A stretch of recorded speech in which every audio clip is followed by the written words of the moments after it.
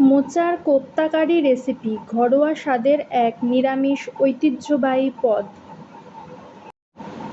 এই রেসিপির উপকরণগুলি হল মোচা কুচি, ভেজানো মটর ডাল বাটা, কিছু টুকরো করা আলু, জিরে গুঁড়ো, ধনে গুঁড়ো, লাল লঙ্কার গুঁড়ো, গরম মশলা গুঁড়ো, হলুদ গুঁড়ো, স্বাদ মতো নুন, সামান্য চিনি, কাঁচা লঙ্কা বাটা ও সর্ষের তেল। এরপর যে গুঁড়ো মশলাগুলো এবং লঙ্কা বাটাটা আমি বললাম সেটা সব একসাথে নিয়ে জল দিয়ে গুলিয়ে রেখে দিতে হবে। তারপর একটি পাত্রে জল নিয়ে তাতে হলুদ মিশিয়ে মোচাটাকে ঝিরিঝিরি কুচি করে জলের মধ্যে ভিজিয়ে রাখতে হবে। হলুদ জলে না ভেজালে মোচা কালো হয়ে যায়।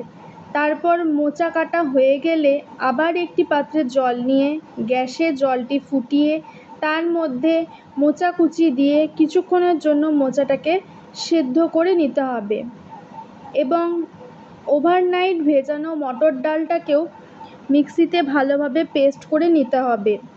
মোচা সেদ্ধ হয়ে গেলে ঠান্ডা হলে ভালোভাবে জল ঝরিয়ে চিপে নিতে হবে যাতে মোচাতে একটুও জল না থাকে। তারপর সেই ডাল বাটাটার মধ্যে পরিমাণ মতন হলুদ, লবণ, একটু সামান্য কাঁচা লঙ্কা বাটা সমস্ত কিছু দিয়ে ভালোভাবে ডালটাকে ফেটিয়ে নিতে হবে। ভালোভাবে ফেটানো হয়ে গেলে তার মধ্যে মোচা সেদ্ধটাকে দিয়ে আবারও ভালোভাবে মেখে নিতে হবে। তারপর কড়াইতে তেল গরম করে একে একে চ্যাপ্টা করে কোপ্তার আকারে তেলের ওপর দিয়ে প্রত্যেকটি কোপ্তা সোনালি করে ভেজে তুলে নিতে হবে। প্রত্যেকটি কোপ্তা ভাজা হয়ে গেলে তারপর ওই তেলের মধ্যে কালো জিরে ফোড়ন দিয়ে টুকরো করা আলুগুলোকে দিয়ে সামান্য নুন হলুদ দিয়ে ভেজে নিতে হবে।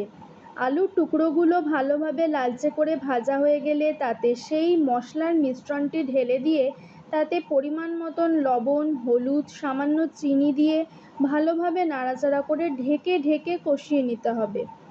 ভালোভাবে মশলা কষে গেলে এবং আলু সেদ্ধ হয়ে আসলে তাতে গ্রেভির জন্য পরিমাণ মতন গরম জল দিয়ে আবারও ভালোভাবে নাড়াচাড়া করে কিছুক্ষণ ফুটিয়ে নিতে হবে।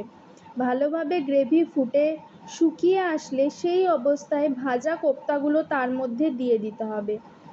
কোপ্তা দেওয়ার পর বেশিক্ষণ ফোটানো যাবে না।